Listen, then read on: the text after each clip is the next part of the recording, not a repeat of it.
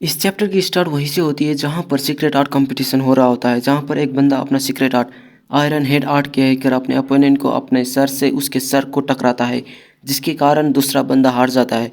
और ये देखकर अपना लीडर कहता है, ये क्या कहा आयरन हेड आर्ट, ये क्या बकवास है, ये तो क्या बस एक हेडबट नहीं है। और इन सब की लड़ाई को देखकर अपना इयोन बोर हो जाता है और अपने स्वॉर्ड को पकड़ता है, जिसे देखकर थर्ड सेकंड और लीडर पीछे मुड़कर देखते हैं। और इयोन को ऐसे देखकर लीडर इयोन से कहता है, क्या हुआ इयोन, एक कंपटीशन अभी भी चल रहा है तो तुम कहाँ जा रहे हो। जो सुनकर इयोन कहता है, जैसा कि आपने कहा था मैंने आराम से रुककर कंपटीशन देखने की कोशिश की ब्रदर, लेकिन मैं अब अपना पेशाब रोक नहीं सकता, कहकर कंपटीशन के बाहर कूदकर एक फॉरेस्ट में जाता है। जो देखकर लीडर कहता है, वो तो ठीक है लेकिन अपनी स्वॉर्ड क्यों लेकर जा रहे हो पेशाब करते वक्त। और फिर खुद से कहता है, ये बंदा कभी कभी सचमुच अजीब हो जाता है। इसके बाद यानगाक कहता है, ये सिर्फ एक बहाना है, मुझे यकीन है कि वो फॉरेस्ट में कुछ पेड़ों को तोड़ देगा और इसके अलावा वो क्या ही कर सकता है। और फिर कहता है, वो एक मॉन्स्टर है जिसने पहले ही हेवन एंड अर्थ के मास्टर को डिफीट कर चुका है, इसलिए उसके लिए इस कंपटीशन की कंपेयर केवल बच्चों के खेल से ही की जा सकती है।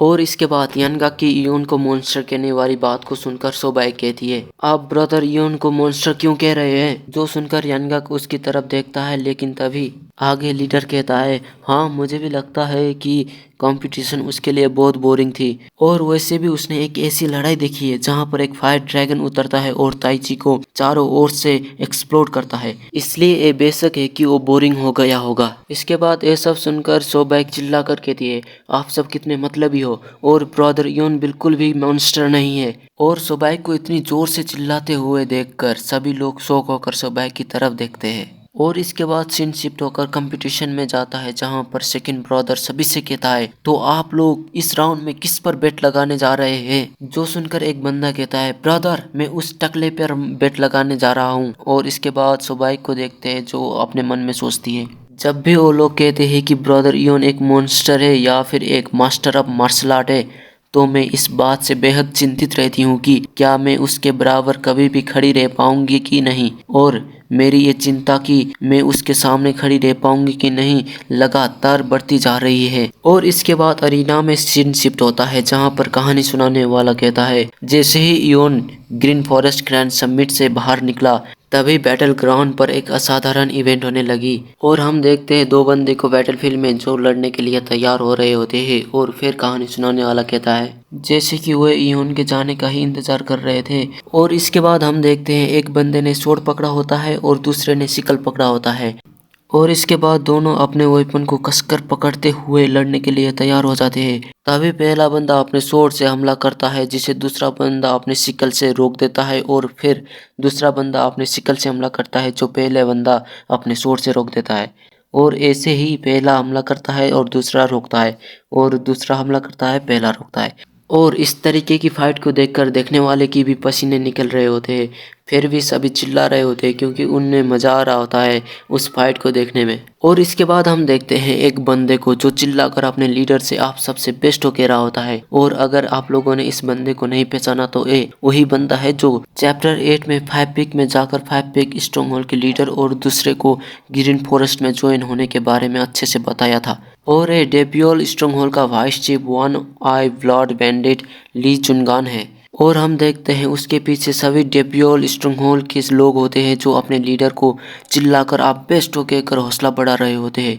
और ठीक है, मैं अभी बता देता हूँ कि डेपियोल स्ट्रॉन्गहोल्ड का लीडर वही है जिसने बैटलफील्ड में स्वॉर्ड पकड़ा था। और इसके बाद अपना लीडर कहता है, मुझे लगता है कि ये ड्यूल ठीक ठाक ही है। जो सुनकर यानगाक कहता है, क्या कहा, बस ठीक ठाक है, जो आपने ये कहा ना ये सब बकवास है, असल में ये फाइट तो भयंकर विनाशकारी है। जो सुनकर अपना लीडर कहता है, तुम्हारा भयंकर से मतलब क्या है, और किसी ड्यूल में किसी न किसी को तो हारना ही पड़ता है ना, इसमें भयंकर वाली कौन सी बात है। और लीडर की ऐसी बातों को सुनकर यानगाक सोचता है, मुझे लगा था कि उसका लेवल बढ़ गया है, लेकिन वो इतना बेवकूफ़ कैसे हो सकता है। इसके बाद यानगाक लीडर से कहता है, मैं ये कहने की कोशिश कर रहा हूँ कि इस वक्त जो हार रहा है वो कोई और नहीं, हेवनली डिस्ट्रॉयर डीमन लॉर्ड का डायरेक्ट डिसेबल 12 डिमोनिक जनरल में से एक रेड आइज एक्सिस है। और हम देखते हैं रेड आइज एक्सिस पूरी तरह से थक कर हाफ रहा होता है। और फिर डेपियोल स्ट्रॉन्गहोल्ड के लीडर को देखकर डीमन लॉर्ड कहता है,